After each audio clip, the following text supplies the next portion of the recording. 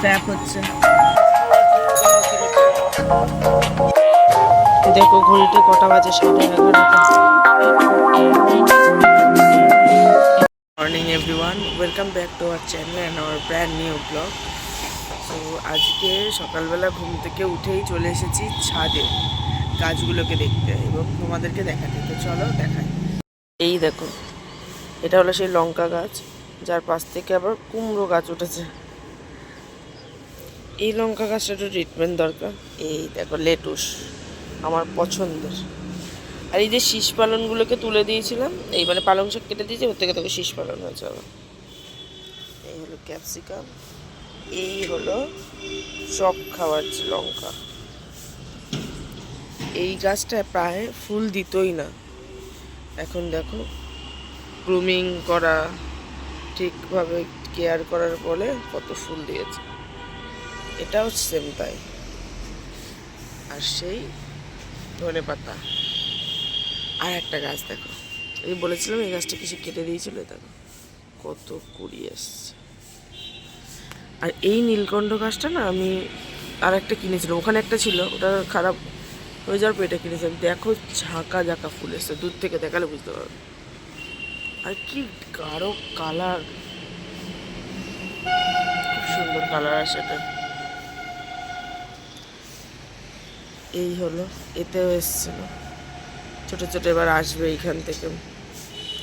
এই গাছের সবেদাটা পেরে খাওয়া হয়ে গেছে, খুব মিষ্টি ছিল। আর এই দেখো আর একটা জিনিস দেখেন, টানান টানা, দেখেছ টমেটো পেকেছে, দেখো।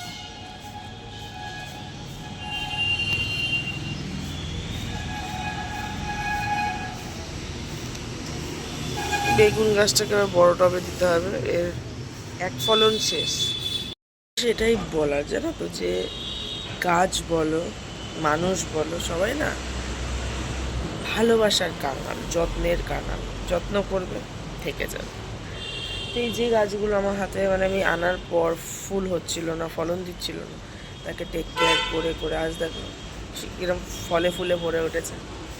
তো এটাই হলো বিষয়, মানুষ বলো বা যাই, সবাই কেয়ারটা চায়, যত্ন করলে থেকে যায় সব কিছু। তো যাই হোক, যেহেতু কালকে বলেছিলাম ব্লগ দেব, যেরকমই হোক দেওয়ার চেষ্টা করো। তো চলো দেখা যাক আজকের দিন কেমন কাটে। কিন্তু সেই অনুযায়ী আজকে বাজারে এখনো বসেনি।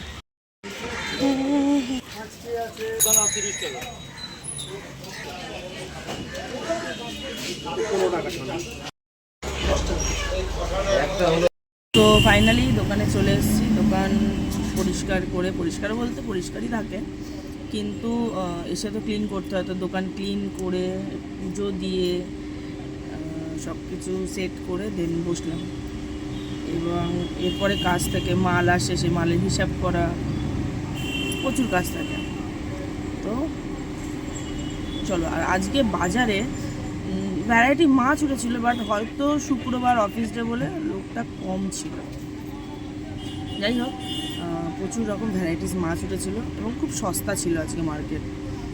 ওই জন্য আজকে এমনি মা কদিন ধরে বলছে চিংড়ি মাছ নিয়ে, চিংড়ি মাছ নিয়ে। তো আজকে বেশ 25 টাকার সত্যি আমি এই বড় বড় সাইজের চিংড়ি পেয়েছি।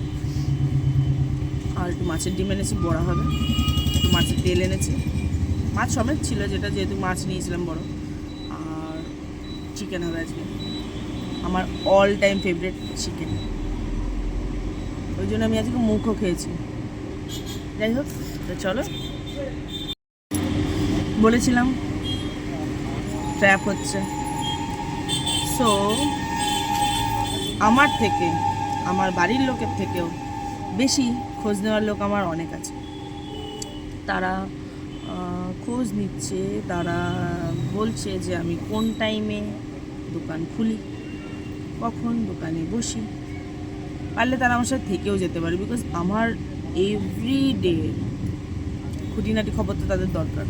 So please welcome in my house. আসতে পারেন, থাকতে পারেন, সযত্নে রাখবো, কিন্তু প্লিজ জেনে শুনে কমেন্ট দিন, উইদাউট জেনে কমেন্ট করবেন না। তাদেরকে আমার একটাই অনুরোধ, যদি তারা আমার ব্লগ দেখে থাকে, আর আই নো দ্যাট তারা অবশ্যই আমার ব্লগ দেখে। আর একটা জিনিস, অনেকের মনে হয় ব্যবসাটা ছোট, অবভিয়াসলি একটা ছোট ব্যবসা, কিন্তু এর ইনভেস্টমেন্ট পুঁজি মিনিমাম 1 লাখ, ঠিক আছে?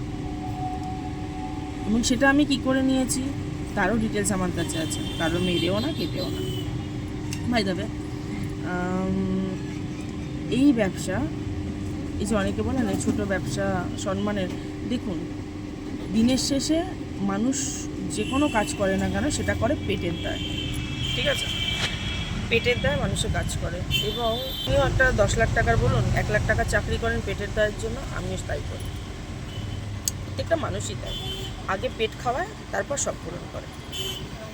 তো যদি কোনো ব্যবসাকে আপনি শ্রদ্ধার সাথে সম্মানের সাথে বড় করেন, টু বি অনেস্ট সেই ব্যবসা আপনার পেটে মারবে না। যেমন আমি এই ব্যবসাটা যখন শুরু করি, প্রথমেই তো আমার গাদা গাদা সেল হয়, সময় লেগেছে, অনেক স্ট্রাগল করতে হয়েছে, মাথা ঘামাতে হয়েছে, কিন্তু আমার বিশ্বাস ছিল ভগবানের প্রতি, এই ব্যবসার প্রতি। এই ব্যবসা আমাকে নিরাশও করে, পূরণ তো হচ্ছে, বড় বড় শখ না হোক, ছোটো ছোটো হচ্ছে, এরপরে বড় বড় হবে, তাই না? তো ছোট ছোট স্টেপ একটা বড়, কি বলবো, বড় স্বপ্নের রাস্তা তৈরি করে। অনেকেই এমন হয় চাকরি চলে যাওয়ার পর বেকার বসে থাকে বা আমার ঘরে বসে খায়, কিন্তু আমি তো থেমে থাকিনি, আমি তো করে যাচ্ছি, আমি তো লড়ে যাচ্ছি।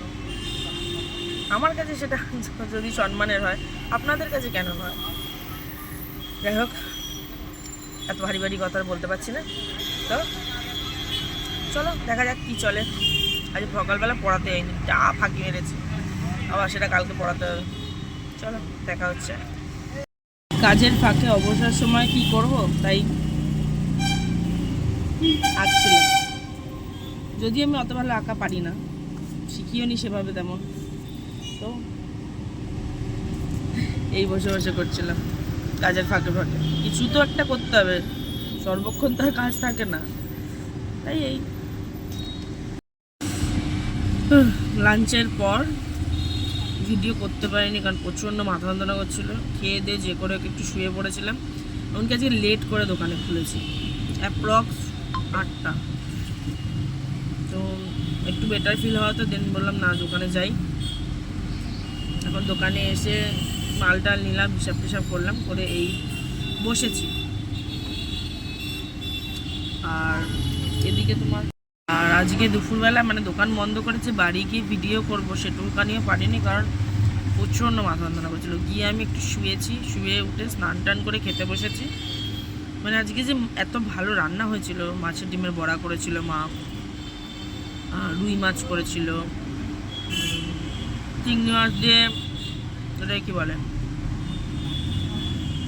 পুঁই শাক, চিংড়ি মাছ দিয়ে পুঁই শাক করেছিল, চিকেন করেছিল, বাট কিচ্ছু দেখাতে পারিনি, কিচ্ছু না, বিকজ প্রচণ্ড মাথা যন্ত্রণা করছিলো। অ্যাপ্রক্স মানে আমার 2-3 দিন ধরে শরীরটা সত্যিই খুব খারাপ যাচ্ছে। ওয়েদার চেঞ্জের জন্য কিনা জানি না, পুরো মুখে এরকম ছোটো ছোটো ছোটো র্যাশ বেরিয়ে আছে, যেটা মানে আমার খুব একটা সচরাচর স্কিনে কোনো সমস্যা হয় না, বাট হ্যাঁ আমার তো ডাস্ট অ্যালার্জি আছে।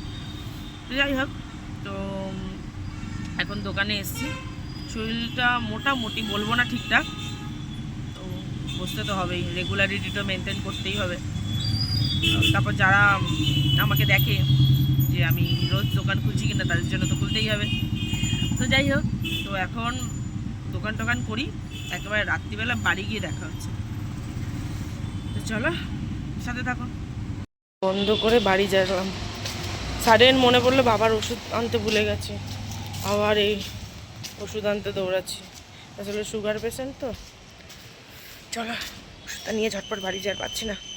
রাস্তাঘাট পুরো ফাঁকা, আমার মতো নিশাচর প্রাণী এরম রাত্রিবেলা বেরোয়। দেখো ঘড়িতে কটা বাজে, 11:30। এই ওষুধ কিনে আমি যাচ্ছি। এরপরেও যারা বলে, মানে নিন্দুকের কাজে নিন্দা করা, সকালেই বললাম, তাদেরকে আমি বলি একবার এসে ঝেঁকে দেখো যে মানুষটার সম্পর্কে বলছো সে মানুষটা স্ট্রাগল করছে, কি করছে, এই যে যারা না সকাল থেকে রাত অবধি খাটে তারা লোকের মেরে খাওয়ার কথাটা ভাবে না। যাই হোক, আজকে এখন বাড়ি গিয়ে ঝটপট খেয়ে দিয়ে ফ্রেশ হয়ে ঘুমাবো। কালকে সকালবেলা পড়াতে বা যে পড়াতে যায়নি। তো আজকের ব্লগটা এখানেই শেষ করছি। সবাই ভালো থাকো, সুস্থ থাকো, সাবধানে থাকো, এবং আমার চ্যানেলটা ভালো লাগলে লাইক, কমেন্ট, শেয়ার এবং সাবস্ক্রাইব করো। চলো, গুড নাইট।